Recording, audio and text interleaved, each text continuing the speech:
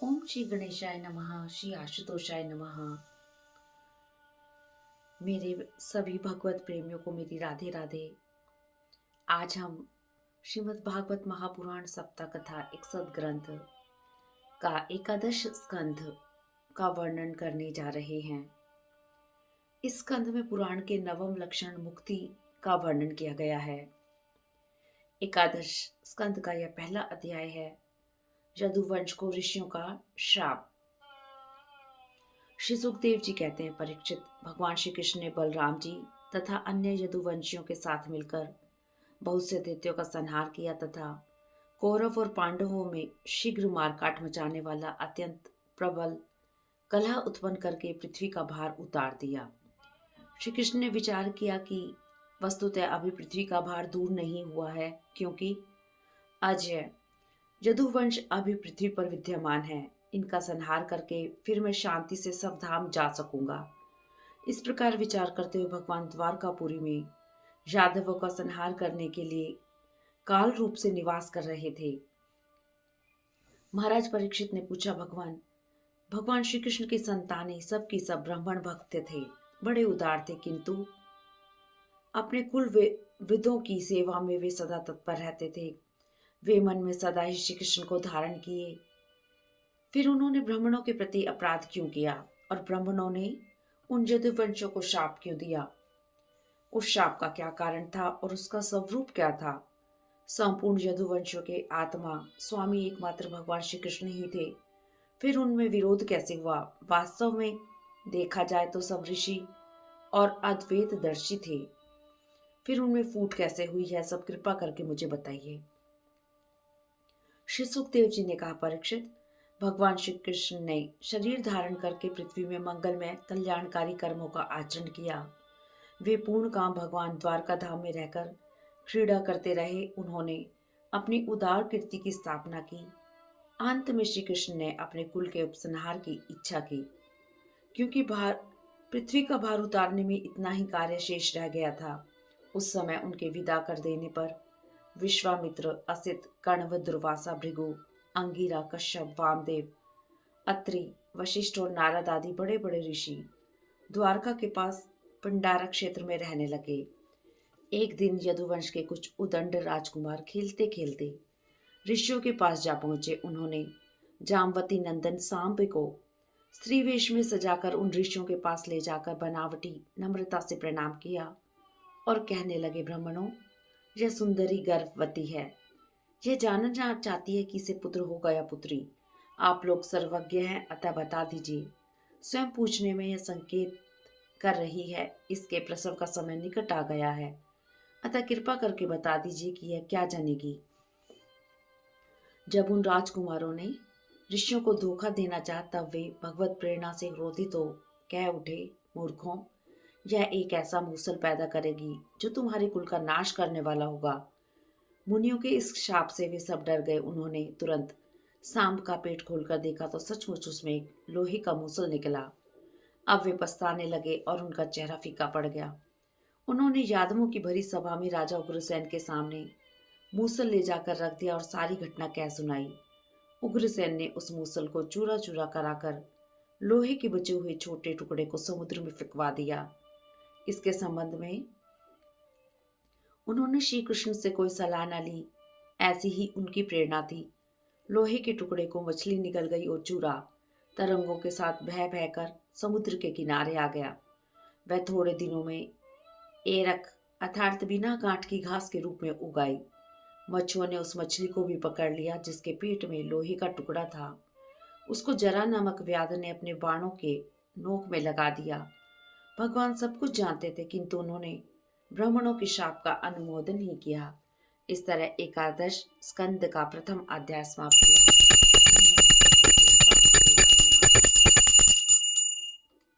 अध्याय 2, वसुदेव जी के पास श्री नारद जी का आना और उन्हें राजा जनक तथा 9 योगीश्वरों का संवाद सुनाना। श्री सुखदेव जी कहते हैं, परीक्षित, एक दिन श्री नारद जी वसुदेव जी के यहाँ पधारे। वसुदेव जी ने उनका अभिवादन किया तथा आराम से बैठ जाने पर उनकी पूजा की और पुनः प्रणाम कर कहा, ब्राह्मण, आपके शुभ आगमन से मैं कृतकृत्य हो गया हूँ। पूर्व जन्म में मैंने मुक्ति देने वाले भगवान की आराधना की थी, किंतु मुक्ति के लिए नहीं। उस समय मैं भगवान की लीला से मुग्ध हो रहा था। अतः मेरी आराधना का उद्देश्य था कि मुझे पुत्र रूप में वे प्राप्त हों। अब आप मुझे ऐसा उपदेश दीजिए जिससे मैं इस जन्म मृत्यु रूप भयावह संसार से, जिसमें दुख भी सुख का विचित्र और मोहक रूप धारण करके सामने आते हैं, अनायास ही पार कर जाऊं। नारद जी ने कहा, वासुदेव जी, तुमने जो मुझसे प्रश्न किया है उससे मुझे भगवान नारायण का स्मरण हो आया।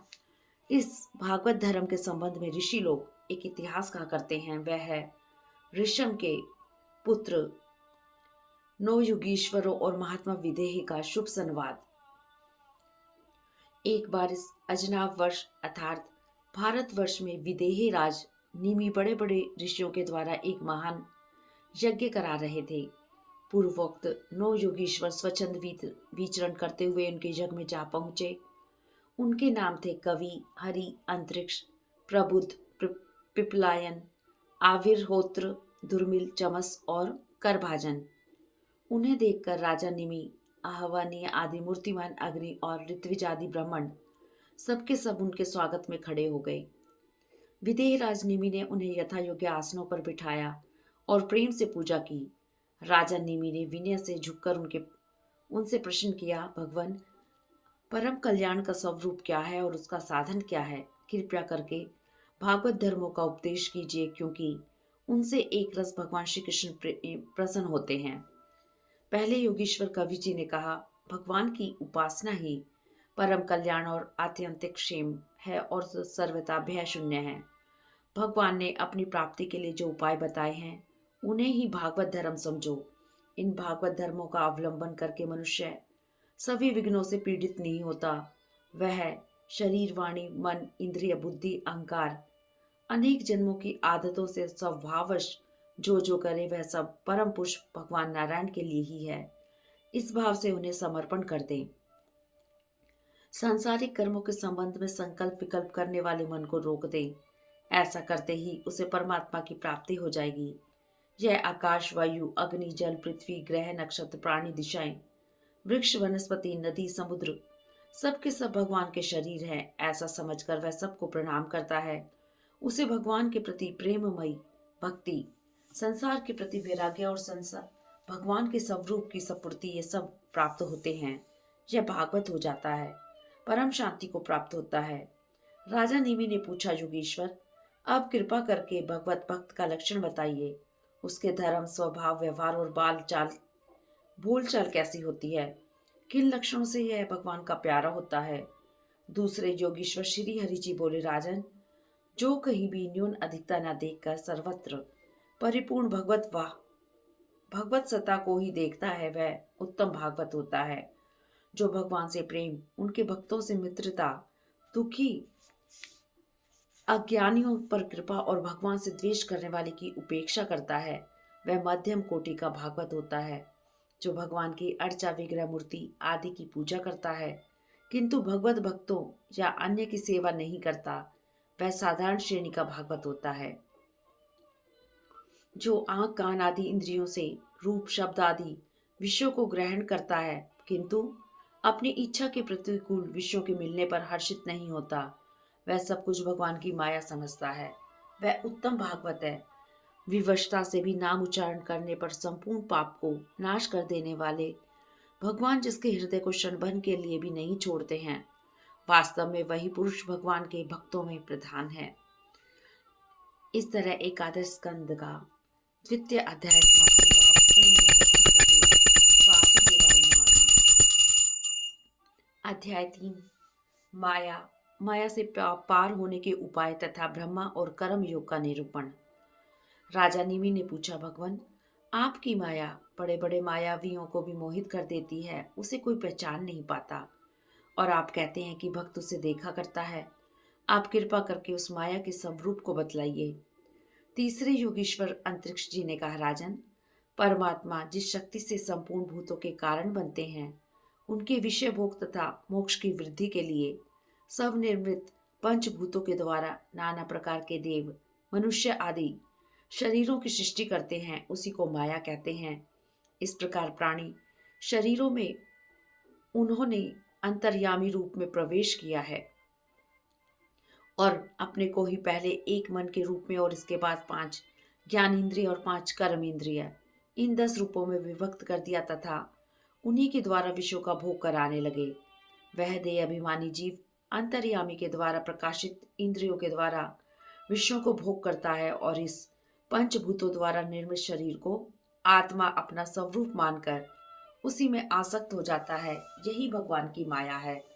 अंतरिक्ष जी कहते हैं, राजन, अब वह जीव कर्म इंद्रिय से सकाम कर्म करता है और उसके अनुसार शुभ और अशुभ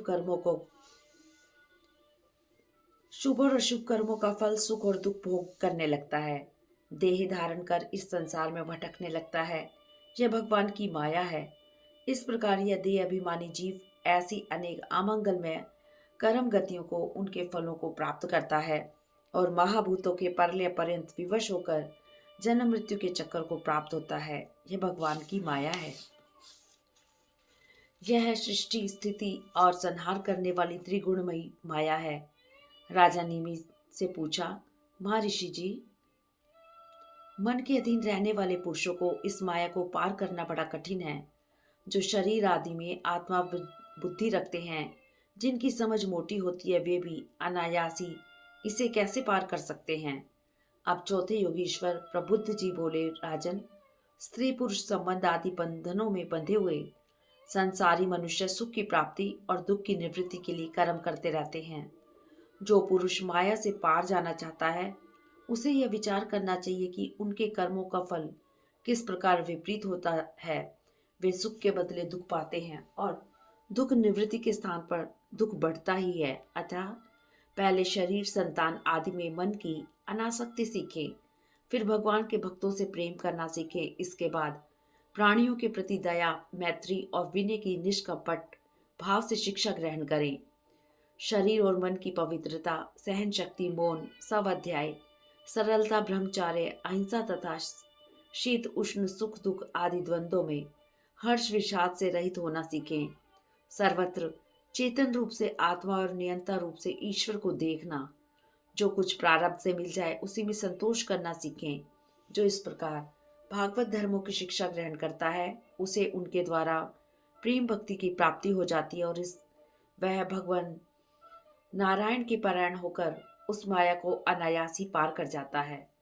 राजा नीमि ने पूछा, महर्षियों, जिस पर ब्रह्म परमात्मा को नारायण नाम से वर्णन किया जाता है, उसका क्या स्वरूप है। पांचवें योगेश्वर पिपलायन जी ने कहा, राजन, जो इस संसार की उत्पत्ति, स्थिति और प्रलय का निमित्त कारण और उपादान कारण दोनों ही हैं, बनने वाला भी है और बनाने वाला भी, किंतु स्वयं कारण रहित है, जो स्वपन, जागृत और सुषुप्ति अवस्थाओं में उनकी साक्षी के रूप में विद्यमान रहता है और उनके अतिरिक्त समाधि में भी जो का त्यों एक रस रहता है, जिसकी सत्ता से ही सत्तावान होकर शरीर, इंद्रिय, प्राण और अंतःकरण अपना अपना काम करने में समर्थ होते हैं, उसी परम सत्य वस्तु को आप नारायण समझिए। जब भगवान को प्राप्त करने की इच्छा से भक्ति की जाती है, तब वह भक्ति ही अग्नि की भक्ति की भांति कर्मों से उत्पन्न हुए चित्त के सारे मलों को जला डालती है। जब चित्त शुद्ध हो जाता है, तब आत्म तत्व का साक्षात्कार हो जाता है। राजा नीमि ने पूछा, अब आप लोग हमें कर्म योग का उपदेश दीजिए, जिसके द्वारा शुद्ध होकर मनुष्य शीघ्र ही परम नैष्कर्मय अर्थात कृत्यत्व, कर्म और कर्म फल की निवृत्ति कराने वाला ज्ञान प्राप्त करता है। एक बार यही प्रश्न मैंने अपने पिता महाराज इक्ष्वाकु के सामने सनकादिक ऋषियों से पूछा था, किंतु उन्होंने सर्वज्ञ होने पर भी मेरे प्रश्न का उत्तर न दिया। इसका क्या कारण था। अब छठे योगीश्वर आविर्होत्र जी ने कहा, राजन, कर्म अर्थात शास्त्र विहित, अकर्म अर्थात निषिद्ध और विकर्म अर्थात विहित का उल्लंघन, ये तीनों एकमात्र वेद के द्वारा जाने जाते हैं। इनकी व्यवस्था लौकिक रीति से नहीं होती। वेद अपरुष्य होते हैं, ईश्वर रूप हैं, इसलिए उनके तात्पर्य का निश्चय करना बहुत कठिन है। इसी से बड़े बड़े विद्वान भी उनके अभिप्राय का निर्णय करने में भूल कर बैठते हैं। इसी से तुम्हारे बचपन की ओर देखकर तुम्हें अनधिकारी समझकर सनकादिक ऋषियों ने तुम्हारे प्रश्न का उत्तर नहीं दिया। यह वेद परोक्षवादात्मक, जिसमें शब्दार्थ कुछ और मालूम दे और तात्पर्यार्थ कुछ और हो, यह कर्मों की निवृत्ति के लिए कर्म का विधान करता है। अर्थात यह अनभिज्ञों के स्वर्ग आदि प्रलोभन देकर श्रेष्ठ कर्म में प्रवृत्त करता है। अज्ञानी एवं अजितेंद्रिय यदि वेद उक्त कर्म का परित्याग कर देता है तो वह विकर्म रूप अधर्म ही करता है। अतः वह मृत्यु के बाद फिर मृत्यु को प्राप्त होता है। इसलिए फल की अभिलाषा छोड़कर और भगवान को समर्पित कर जो वेदोक्त कर्म का अनुष्ठान करता है, उसे कर्मों की निवृत्ति से प्राप्त होने वाली ज्ञान रूप सिद्धि मिल जाती है। जो वेदों में स्वर्गवादी रूप फल का वर्णन है, उसका तात्पर्य फल की सत्यता में नहीं है, वह तो कर्मों में रुचि उत्पन्न कराने के लिए है। ब्रह्म स्वरूप आत्मा की हृदय ग्रंथि में मैं और मेरे की कल्पित गांठ शीघ्र खोलने के लिए वैदिक और तांत्रिक दोनों पद्धतियों से भगवान की आराधना करनी चाहिए। जो पुरुष अग्नि, सूर्य, जल, अतिथि और अपने हृदय में आत्म रूप श्री हरि की पूजा करता है, वह तत्काल मुक्त हो जाता है। इस तरह एकादश स्कंद का तृतीय अध्याय समाप्त हुआ। ओम नमो भगवते वासुदेवाय नमः। अध्याय 4, भगवान के अवतारों का वर्णन। राजा निमि ने पूछा, योगीश्वरों, भगवान स्वतंत्रता से अपने भक्तों की भक्ति के वश होकर अनेकों प्रकार के अवतार ग्रहण करते हैं। आप लोग कृपा करके भगवान की उन लीलाओं का वर्णन कीजिए जो अब तक वे कर चुके हैं, कर रहे हैं या करेंगे।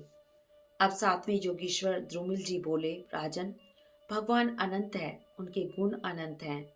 उन्होंने ही 5 भूतों की सृष्टि अपने आप में की है। वे इनके द्वारा विराट शरीर ब्रह्मांड का निर्माण करके उसमें लीला से अपने अंश अंतर्यामी रूप में प्रवेश करते हैं, भोक्त रूप से नहीं, क्योंकि भोक्ता तो अपने कर्मों के फल स्वरूप जीव ही होता है। उन आदिदेव नारायण को पुरुष नाम से जाना जाता है, यही उनका पहला अवतार है। उन्हीं के इस ब्रह्मांड शरीर में तीनों लोक स्थित हैं। उन्हीं की इंद्रियों से समस्त देहधारियों की ज्ञान इंद्रियां और कर्म इंद्रियां बनी हैं। उनके स्वरूप से ही स्वतः सिद्ध ज्ञान का संचार होता है। उनके श्वास प्रवास से सब शरीरों में बल आता है तथा इंद्रियों में ओज और कर्म करने की शक्ति प्राप्त होती है। उन्हीं के सत्वादी गुणों से संसार की स्थिति, उत्पत्ति और प्रलय होते हैं। इस विराट शरीर के जो शरीरी हैं, वे ही आदिकर्ता नारायण हैं। उनके रजोगुण के अंश से सृष्टिकर्ता ब्रह्मा, सतोगुण के अंश से पालक विष्णु और तमोगुण के अंश से संहार करता शंकर हुए। दक्ष प्रजापति की एक कन्या मूर्ति धर्म की पत्नी थी। उसके गर्भ से भगवान ने नर और नारायण के रूप में अवतार लिया। उन्होंने आत्म तत्व का साक्षात्कार कराने वाले भगवद आराधन रूप कर्म का उपदेश किया। जो कर्म बंधन से छुड़ाने वाला और नैष्कर्म में स्थिति को प्राप्त कराने वाला है, वे आज भी बद्रिका आश्रम में उसी कर्म का आचरण करते हुए विराजमान हैं। इंद्र ने अपने धाम को छीनने के भय से स्त्री वसंत आदि दल बल के साथ कामदेव को उनकी तपस्या में विघ्न डालने के लिए भेजा। कामदेव ने अपने दल बल के साथ बड़ी चेष्टा की, किंतु सफल न हुआ। भगवान नर नारायण के तेज से अभिभूत उसने उनकी स्तुति की। उसकी स्तुति से प्रसन्न होकर भगवान ने अपने योग बल से ऐसी रमणियां प्रकट की जो उनकी सेवा कर रही थी। उन रमणियों ने नारायण से हंसते हुए कहा, तुम लोग इनमें से किसी एक को ग्रहण कर लो, वह तुम्हारे स्वर्ग लोक की शोभा बढ़ाने वाली होगी। कामदेव ने सबके साथ भगवान को नमस्कार किया। फिर उनके आदेश से उनके द्वारा बनाई गई स्त्रियों में से एक अप्सरा उर्वशी को आगे करके वे स्वर्ग लोक चले गए। वहां पहुंचकर उन्होंने इंद्र को नमस्कार करके भगवान नर नारायण के प्रभाव का वर्णन किया। उसे सुनकर देवराज अत्यंत भयभीत और चकित हो गए। विदेहराज हंस, दत्तात्रेय, सनक, सनंदन, सनातन, सन्नत कुमार और हमारे पिता ऋषभ के रूप में अवतीर्ण होकर भगवान ने आत्म साक्षात्कार के साधनों का उपदेश किया है। हयग्रीव अवतार लेकर उन्होंने मधुकैटभ नामक असुरों का संहार करके उन लोगों के द्वारा चुराए हुए वेदों का उद्धार किया। प्रलय के समय मत्स्य अवतार लेकर उन्होंने भावी मनु, सत्यव्रत, पृथ्वी और औषधियों की, धान्य आदि की रक्षा की और वराह अवतार ग्रहण करके पृथ्वी का रसातल से उद्धार करते समय हिरण्याक्ष ने उनका संहार किया। कूर्म अवतार ग्रहण करके अमृत मंथन के समय उन्होंने अपनी पीठ पर मंदराचल पर्वत को धारण किया। हरि अवतार लेकर उन्होंने गजेंद्र को ग्रह से छुड़ाया। तपस्या करते करते अत्यंत दुर्बल हो गए बाल अखिल्य ऋषि कश्यप ऋषि के लिए समिधा लाते समय गाय के खुर के गड्ढे में गिर गए, मानो समुद्र में गिर गए। उनकी स्तुति से भगवान ने अवतार लेकर उनका उद्धार किया। वृतासुर के वध से इंद्र को लगी ब्रह्म हत्या से भगवान ने रक्षा की। असुरों द्वारा बंदी देवांगनाओं को भगवान ने छुड़ाया। नरसिंह अवतार लेकर हिरण्यकशिपु का वध कर भक्त प्रहलाद की रक्षा की। वामन अवतार लेकर तीनों लोक बलि से छीन लिए। परशुराम अवतार लेकर ऋषि पृथ्वी को 21 बार क्षत्रियहीन किया। राम अवतार लेकर रावण का वध किया। श्री कृष्ण अवतार में असुर राजाओं का संहार कर भगवान ने पृथ्वी का भार हल्का किया। बुद्ध अवतार के बाद कलयुग के अंत में कल्कि अवतार लेकर शूद्र राजाओं का वध करेंगे। भगवान की कीर्ति अनंत है। भगवान के ऐसे ऐसे अनेकों जन्म और कर्मों का वर्णन महात्माओं ने किया। इस तरह एकादश स्कंद का चतुर्थ अध्याय समाप्त हुआ। ओम नमो भगवते वासुदेवाय नमः। ओम नमो नारायणाय। अध्याय 5 भक्तिहीन पुरुषों की गति और भगवान की पूजा विधि का वर्णन। राजा निमि ने पूछा, जोगीश्वरों, कृपा करके यह बताइए कि जिनकी कामनाएं शांत नहीं हुई, लौकिक पारलौकिक भोगों की लालसा मिटी नहीं और मन एवं इंद्रियां भी वश में नहीं हैं, तथा जो प्राय भगवान का भजन नहीं करते, ऐसे लोगों की क्या गति होती है। 8वें योगीश्वर चमस जी ने कहा, राजन, जो लोग अंतर्यामी भगवान श्री कृष्ण से विमुख हैं, वे अत्यंत परिश्रम करके ग्रह, पुत्र, मित्र और धन संपत्ति इकट्ठी करते हैं, किंतु उन्हें अंत में सब कुछ छोड़ देना पड़ता है और वे न चाहने पर भी विवश होकर घोर नरक में जाते हैं। अज्ञान को ही ज्ञान मानने वाले इन मूर्खों के कर्मों की परंपरा कभी शांत नहीं होती। काल भगवान सदैव इनके मनोरथों पर पानी फेरते रहते हैं। इनके हृदय की जलन विषाद कभी मिटते ही नहीं। भगवान का भजन न करने वाले विषयी पुरुषों का अधपतन निश्चित है। इनकी यह गति होती है। राजा निमि ने पूछा, योगीश्वरों, आप लोग कृपा करके यह बताइए कि भगवान किस समय, किस रंग का कौन सा आकार स्वीकार करते हैं और मनुष्य किन नामों और विधियों से उनकी उपासना करते हैं। 9वें योगीश्वर कर भाजन जी ने कहा, सतयुग में भगवान के श्री विग्रह का रंग है श्वेत। उनके 4 भुजाएं और सिर तथा जटा होती है। वल्कल वस्त्र पहनते हैं। काले मृग का चरम यज्ञोपवीत रुद्राक्षी माला, दंड और कमंडल वे धारण करते हैं। सतयुग के मनुष्य शांत समदर्शी होते हैं। वे तपस्या के द्वारा भगवान की आराधना करते हैं। वे लोग हंस, सुपर्ण, धर्म, बैकुंठ, योगेश्वर, अमल, ईश्वर, पुरुष, व्यक्त और परमात्मा आदि नामों के द्वारा भगवान का गुणगान करते हैं। त्रेता युग में भगवान के श्री विग्रह का रंग लाल होता है। 4 भुजाएं होती हैं। कटी में 3 मेखला पहनते हैं। केश सुनहले होते हैं। वे शुक्र, सुवा और यज्ञ पात्रों को धारण करते हैं। वे लोग विष्णु यज्ञ, कृष्णिगर्भ, सर्वदेव, उरुक्रम, वृषाकपि, जयंत और उरुगाय आदि नामों से भगवान का गुणगान करते हैं। द्वापर में भगवान के श्री विग्रह का रंग सांवला होता है। वे पीतांबर तथा शंख, चक्र, गदा आदि आयुध धारण करते हैं। वक्षस्थल पर शिवस का चिन्ह, भृगुलता, कौस्तुभमणि आदि लक्षणों से वे पहचाने जाते हैं। उस युग के मनुष्य भगवान की वैदिक और तांत्रिक विधि से आराधना करते हैं। वे लोग वासुदेव, संकर्षण, प्रद्युमन, अनिरुद्ध, नर नारायण, विश्वेश्वर, विश्वरूप और सर्वभूतात्मा आदि नामों से भगवान की आराधना करते हैं। कलयुग में भगवान के शिव विग्रह का रंग कृष्ण वर्ण का होता है। वे हृदय आदि अंग, कौस्तुभ आदि उपांग, सुदर्शन आदि अस्त्र और सुनंद आदि पार्षदों से संयुक्त रहते हैं। कलयुग के मनुष्य उनके नाम, गुण, लीला आदि के कीर्तन प्रधान युगों द्वारा उनकी आराधना करते हैं। कलयुग में केवल संकीर्तन से ही सारे स्वार्थ और परमार्थ बन जाते हैं। तीनों युग की प्रजा चाहती है कि हमारा जन्म कलयुग में हो, क्योंकि भगवान के शरणागत भक्त इस युग में बहुत से होते हैं। कलयुग में द्रविड़ देश में अधिक भक्त पाए जाते हैं। वहां ताम्रपर्णी, कृतमाला, पयस्वनी, कावेरी, महानदी और प्रतीची नाम की नदियां का जल पीने से अंतःकरण शुद्ध हो जाता है और वे भगवान के भक्त हो जाते हैं। इस प्रकार जो पुरुष कर्म वासनाओं का त्याग करके भगवान की शरण में आ जाता है, उसके हृदय में भगवान बैठकर उसके सारे पाप कर्मों को धो बहा देते हैं। उसका हृदय शुद्ध हो जाता है। नारद जी कहते हैं, वसुदेव जी, इस प्रकार राजा निमि 9 योगीश्वरों से भागवत धर्मों को सुनकर बहुत ही आनंदित हुए।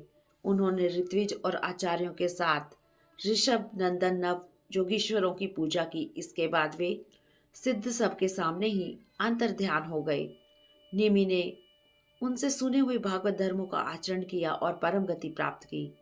वसुदेव जी, यदि तुम भी श्रद्धा के साथ इसका आचरण करोगे तो भगवान के परम पद को प्राप्त करोगे।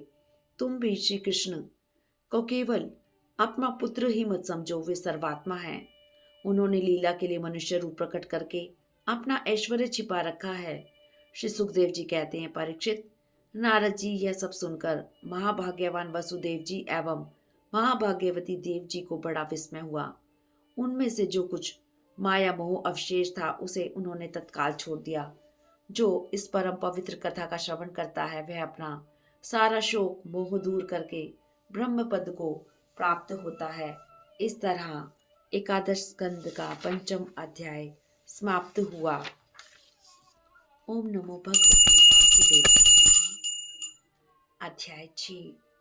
देवताओं की भगवान से सावधान से धारने के लिए प्रार्थना तथा यादवों की प्रभास क्षेत्र जाने की तैयारी करते देख उद्धव का भगवान के पास आना। श्री सुखदेव जी कहते हैं, परीक्षित, जब देव ऋषि नारद जी वसुदेव जी को उपदेश करके चले गए तब ब्रह्मा जी, महादेव जी तथा इंद्र आदि संपूर्ण देवताओं के साथ द्वारका नगरी में आए। सभी ने भगवान श्री कृष्ण की स्तुति की। हे प्रभु, कर्मों के बंधन से मुक्ति चाहने वाले मुमुक्षु लोग भक्ति और श्रद्धा से अपने हृदय में आपके ही चरण कमलों का चिंतन करते रहते हैं। उसी चरण कमल को हम लोगों ने अपनी बुद्धि, इंद्रिय, प्राण, मन और वाणी से साक्षात नमस्कार किया है। यह कितना आश्चर्य है। यहाँ पर देवताओं के द्वारा साष्टांग प्रणाम करने से तात्पर्य है हाथों से, चरणों से, घुटनों से, वक्षस्थल से, सिर से, नेत्रों से, मन, वाणी, इन 8 अंगों से किया गया प्रणाम साष्टांग प्रणाम कहलाता है। इस प्रकार देवताओं ने श्लोक संख्या 6 से लेकर 21 तक भगवान की स्तुति की है। 19वें श्लोक में देवता लोग स्तुति करते हुए कहते हैं, स्वामी, आप तीनों लोगों के पाप समूह को धो बहा देने के लिए 2 प्रकार की पवित्र नदियां बहाते हैं। एक तो आपकी अमृतमयी लीला से भरी कथा नदी और दूसरी आपके चरण कमल प्रक्षालन के जल से भरी गंगा जी। इसलिए सत्संगी विवेकी जन अपने कानों से आपकी कथा नदी में स्नान कर कान को नहीं अपितु संपूर्ण अंगों को पवित्र करते हैं और अपने शरीर के द्वारा गंगा जी में गोता लगाकर समस्त अंगों को पवित्र करते हैं। इस प्रकार दोनों ही तीर्थों का सेवन करके अपने पाप ताप मिटाकर सदा के लिए पवित्र हो जाते हैं। श्री सुखदेव जी कहते हैं, परीक्षित, संपूर्ण देवताओं और भगवान शंकर जी के साथ ब्रह्मा जी ने इस प्रकार स्तुति की। इसके बाद वे प्रणाम करके अपने धाम जाने के लिए आकाश में स्थित हो गए और ब्रह्मा जी ने कहा, हम लोगों ने आपसे अवतार लेकर पृथ्वी का भार उतारने के लिए प्रार्थना की थी, सो वह काम आपने यथोचित रूप से कर दिया। प्रभु, आपको अवतार ग्रहण किए 125 वर्ष बीत गए। यदि आप उचित समझें तो अपने परम धाम में पधारिए और अपने सेवक हम लोग पालों का तथा हमारे लोगों का पालन पोषण कीजिए। भगवान श्री कृष्ण ने कहा, ब्रह्मा जी, अभी एक काम बाकी है। वह यह है कि यदुवंशी बल, विक्रम और धन संपत्ति से उन्मत्त हो रहे हैं। ये सारी पृथ्वी को ग्रस लेने पर तुले हुए हैं। अब ब्राह्मणों के शाप से इस वंश का नाश प्रारंभ हो चुका है। इसका अंत हो जाने पर मैं आपके धाम में होकर जाऊंगा। भगवान के वचन सुनकर ब्रह्मा जी ने उन्हें प्रणाम किया और देवताओं के साथ वे अपने धाम को चले गए। अब द्वारका में बड़े बड़े अपशकुन और उत्पात होने लगे। उन्हें देखकर यदुवंश के बड़े बूढ़े भगवान श्री कृष्ण के पास आए। भगवान ने कहा, गुरुजनों, ब्राह्मणों का शाप टाला नहीं जा सकता। हम लोग यदि अपने प्राण की रक्षा चाहते हैं तो आज ही पवित्र प्रभास क्षेत्र के लिए निकल पड़े। दक्ष के शाप से चंद्रमा का राजश्यामा रोग प्रभास क्षेत्र में स्नान करने से ही नष्ट हुआ था और उन्हें कलाओं की अभिविधि भी प्राप्त हो गई। हम लोग भी प्रभास क्षेत्र में चलकर स्नान करेंगे, देवता तथा पितरों का तर्पण करेंगे और साथ ही अनेकों पकवान तैयार करके श्रेष्ठ ब्राह्मणों को भोजन कराएंगे। उन्हें अच्छी दक्षिणा देंगे और उनकी कृपा से सभी संकटों से पार हो जाएंगे। भगवान की इस वाणी से सभी यदुवंशी तैयारी करने लगे। उधर जी भगवान के परम सेवक थे। वे भगवान के पास एकांत में गए, उनके चरणों पर सिर रखकर प्रणाम किया और हाथ जोड़कर उनसे प्रार्थना करने लगे, योगेश्वर, मैं ये समझ गया कि अब आप यदुवंश का संहार करेंगे और इस लोक का परित्याग कर देंगे। मैं आधे क्षण के लिए भी आपके चरण कमलों के त्याग की बात सोच नहीं सकता। आप मुझे भी अपने धाम में ले चलिए। हम तो उठते बैठते, सोते जागते, भोजन करते आदि हर क्षण आपके साथ रहे हैं, फिर हम आपको कैसे छोड़ सकते हैं। श्री सुखदेव जी कहते हैं, राजन, उद्धव जी की प्रार्थना सुनकर भगवान श्री कृष्ण ने कहा। इस तरह एकादश स्कंद का 6वां अध्याय समाप्त हुआ। ओम नमो भगवते वासुदेवाय नमः। कल हम एकादश स्कंद का अगला अध्याय 7 से लेके 12 तक का वर्णन करेंगे, जिसमें अवधूत उपाख्यान, पृथ्वी से लेकर कबूतर तक 8 गुरुओं की कथाओं का वर्णन किया गया है। तब तक के लिए हम कथा को विश्राम देते हैं। हरिओम तत्सत।